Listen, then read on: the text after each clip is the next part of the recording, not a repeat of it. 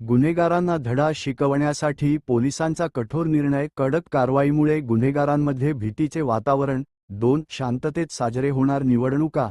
नागरिकांना सुरक्षिततेची हमी. पोलिसांची सर्वतोपरी तयारी. 3. 2पेक्षा जास्त गुन्हे असलेले आरोपी तडीपार. कायद्याचा धाक. गुन्हेगारांना शहराबाहेर हद्दपार. 4. कायद्याचे रक्षक सज्ज. नागरिक निर्धास्त. मोनिका राऊत यांचा इशारा. कायदा मोडणाऱ्यांना जागा नाही.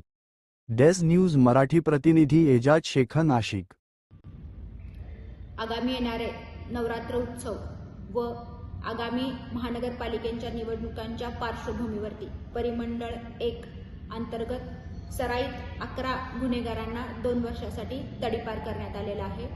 याच्यामध्ये पंचवटी पोलीस स्टेशनचे 2 व भद्रकाली पोलीस स्टेशनचे 9 गुन्हेगारचा समावेश आहे. सदरची कारवाई ही माननीय पोलीस आयुक्त संदीप कर्णिक सर यांच्या मार्गदर्शनाखाली करण्यात आलेली आहे.